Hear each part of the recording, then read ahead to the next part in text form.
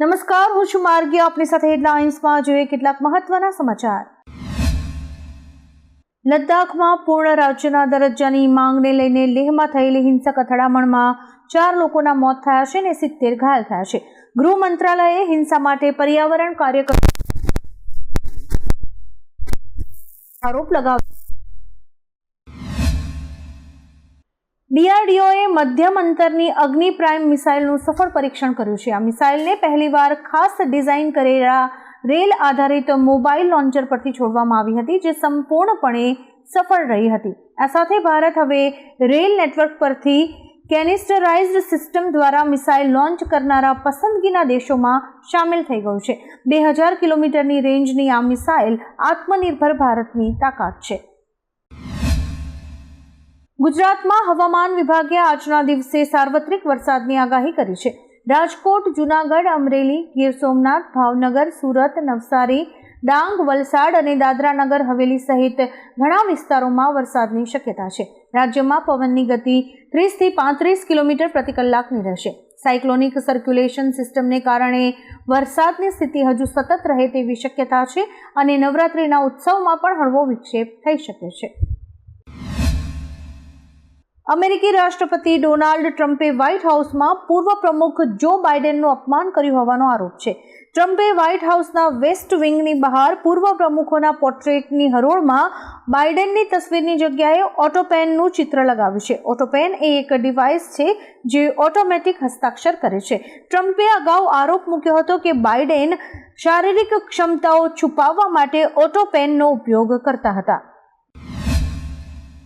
જાદર તાલુકો બનવામાં વિલંબ થતાં સાબરકાંઠા જિલ્લામાં હિંસક વિરોધ થયો હતો. સ્થાનિકોએ ભાજપ ધારાસભ્ય રમણ વોરાના ઘેરાવ કરીને હાહાકાર મચાવ્યો હતો. સ્થાનિકોના દબાવથી 70થી વધુ આગેવાનોએ રાજીનામા આપી સરકાર સામે લડત લડવાની ચીમકી આપી છે. પક્ષના કાર્યક્રમો અને પ્રવેશો પર પ્રતિબંધ મૂકવાનો નિર્ણય લેવાયો છે. સ્થાનિક લોકો તાલુકા વિભાજનની માંગ પર જોર આપતા આ મુદ્દો રાજકીય દ્રષ્ટિએ પક્ષ માટે ચિંતાજનક બન્યો છે. આજે સવારે વેનેઝુએલામાં અચાનક 6.2ની તીવ્રતાનો ભૂકંપ અનુભવાયો હતો. અત્યાર સુધી મળેલા અહેવાલો અનુસાર ભૂકંપનું કેન્દ્ર મેને ગ્રાન્ડોથી લગભગ 24 કિલોમીટર ઉત્તર પૂર્વમાં નોંધાયું હતું. વેનેઝુએલાની સાથે પડોશી દેશ કોલંબિયામાં પણ આંચકા અનુભવાયા હતા, જેના કારણે લોકો પોતાના ઘર છોડીને ભાગી ગયા હતા અને સમગ્ર પ્રદેશમાં ભયનું વાતાવરણ સર્જાયું હતું. જો કે અત્યાર સુધી કોઈ જાનહાનિના અહેવાલ નથી મળ્યા. 1 ઓક્ટોબર 2025થી મહત્વની નિયમાવલીઓ દેશભરમાં લાગુ થશે. Online gaming, train ticket booking, UPI, EPFO, LPG ભાવ અને NPSમાં ફેરફારો થશે. ઓનલાઈન ગેમિંગ વધુ સુરક્ષિત બનશે. IRCTC ટિકિટ બુકિંગ માત્ર આધાર સંબંધિત યુઝર્સ માટે રહેશે અને UPIમાં કલેક્ટ રિક્વેસ્ટ બંધ થશે. EPFO ખાતાધારકો માટે નવી સુવિધાઓ અને લઘુત્તમ પેન્શન વધારો શક્ય છે. NPSમાં એક પાન નંબરથી એકથી વધુ સ્કીમમાં રોકાણ શક્ય બનશે. વડાપ્રધાન શ્રી મોદીએ યુપી ઇન્ટરનેશનલ ટ્રેડ શોમાં જણાવ્યું કે 22મી સપ્ટેમ્બરથી લાગુ થયેલા GST ઘટાડા બાદ ભવિષ્યમાં પણ કર ઘટાડો અને સુધારાઓ ચાલુ રહેશે. તેમણે કહ્યું કે 2014ની સરખામણીએ આજના સમયમાં ટેક્સનો બોજ નોંધપાત્ર રીતે ઘટ્યો છે અને મધ્યમ વર્ગ, ખેડૂતો તથા નાના ઉદ્યોગોને સીધી બચત મળી રહી છે. સરકારનો ઉદ્દેશ અર્થતંત્ર મજબૂત કરીને કરનો બોજ ઘટાડવાનો છે, જેથી સામાન્ય લોકોને પણ લાભ મળે. અમદાવાદના આરોગ્ય ભવન ખાતે નકલી કોર્ટ ઓર્ડર રજૂ કરવાની એક ઘટના સામે આવી છે. વકીલ મોહમ્મદ ઇરફાન કાઝીએ 50,000 રૂપિયામાં ફેક કોર્ટ ઓર્ડર તૈયાર કરી મરણ પ્રમાણપત્ર મેળવવાનો પ્રયાસ કર્યો હતો. આ ઓર્ડર એડિશનલ ચીફ મેટ્રોપોલિટન મેજિસ્ટ્રેટના સીલ અને સહી સાથે હતો, જેની તપાસ કરતા તે નકલી સાબિત થયો હતો. પોલીસે આરોપીની ધરપકડ કરી છે અને BNSની કલમો હેઠળ ગુનો નોંધ્યો છે. પાકિસ્તાને તેની સ્કૂલના અભ્યાસક્રમમાં ભારત સાથેના સંઘર્ષની તથ્યહીન માહિતીઓનો સમાવેશ કર્યો છે. પાકિસ્તાની પુસ્તકોમાં દાવો કરાયો છે કે ભારતે યુદ્ધ શરૂ કર્યું હતું, જેના જવાબમાં પાકિસ્તાની સેનાએ ભારતના 4 રાફેલ જેટ તોડી પાડ્યા અને અનેક ભારતીય હવાઈ મથકોનો નાશ કર્યો. આ પુસ્તકોમાં એવો પણ દાવો છે કે ભારે નુકસાન પછી ભારતે યુદ્ધ વિરામ માટે વિનંતી કરી હતી. ભાજપના રાષ્ટ્રીય અધ્યક્ષ જગત પ્રકાશ નડ્ડાએ આજે આગામી બિહાર વિધાનસભા ચૂંટણી માટે મુખ્ય નિમણૂકોની જાહેરાત કરી છે.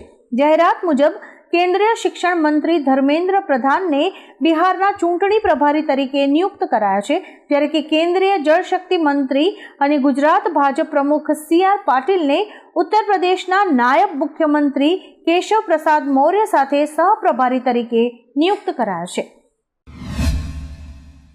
દહેગામના બહિયલ ગામમાં પટેલવાસ નજીક વિધર્મીઓ દ્વારા નવરાત્રિની ગરબી પર પથ્થરમારા અને દુકાનોમાં તોડફોડના મામલે ભારેલા અગ્નિ જેવી સ્થિતિ પ્રવર્તી છે.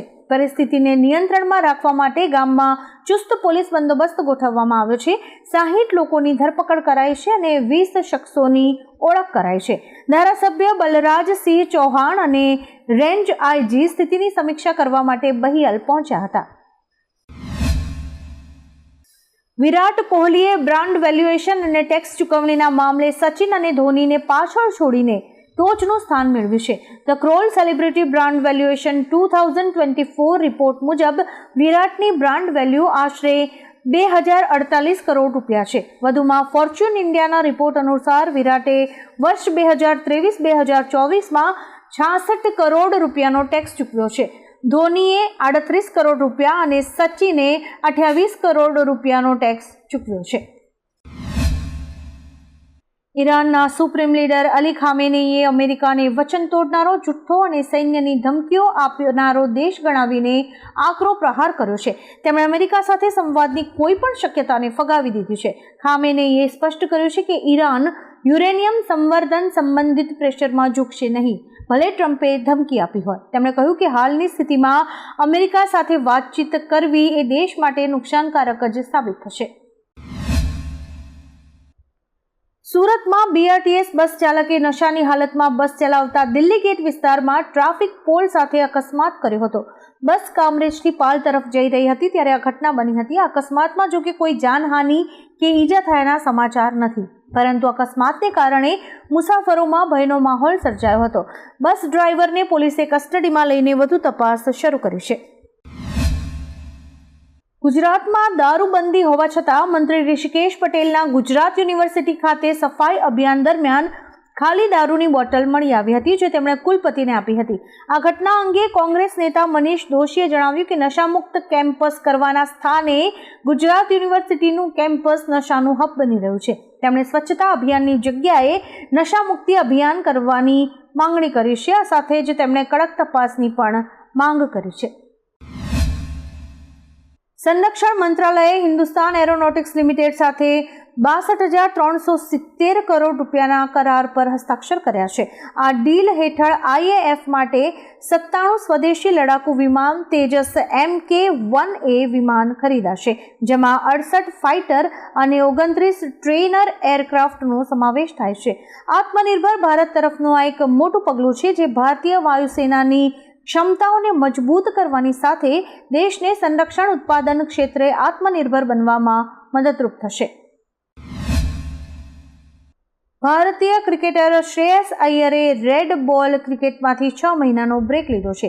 એશિયા કપ 2025માં સામેલ ન થયા બાદ શ્રેયસને ભારત A અને ઓસ્ટ્રેલિયા A વચ્ચેની સિરીઝ માટે કેપ્ટન બનાવાયા હતા, પરંતુ પ્રથમ મેચ પછી તેમણે બ્રેક લેવાનો નિર્ણય કર્યો છે. BCCIએ અપડેટ આપતા કહ્યું કે બ્રિટનમાં પીઠની સર્જરી બાદ મેદાનમાં પરત ફરેલા અય્યરને ફરીથી પીઠમાં ખેંચાણની સમસ્યાનો સામનો કરવો પડી રહ્યો છે. આ કારણે તે બીજી ટેસ્ટમાં નથી રમી રહ્યો. અમેરિકાના ઉર્જા મંત્રી ક્રિસ રાઇટે ભારતને રશિયા પાસેથી ક્રૂડ ઓઇલની આયાત પર ફરી વિચાર કરવાની અપીલ કરી છે. ન્યૂયોર્કમાં તેમણે કહ્યું કે તમે દુનિયાના કોઈ પણ દેશ પાસેથી તેલ ખરીદી શકો છો, બસ રશિયા પાસેથી નહીં. તેમણે સ્પષ્ટતા કરી કે અમેરિકા ભારતને સજા આપવા નથી માંગતું, પણ યુક્રેન યુદ્ધ સમાપ્ત કરાવવા માંગે છે. રાઇટે કહ્યું કે અમેરિકા ભારત સાથે સંબંધો મજબૂત કરવા અને રશિયા પર દબાણ લાવવા માટે સહયોગ ઈચ્છે છે. આવા જ કેટલાક રસપ્રદ સમાચારો નિહાળવા માટે અમારી YouTube ચેનલને લાઇક, શેર અને સબસ્ક્રાઇબ કરો અને જોતા રહો હેડલાઇન્સ.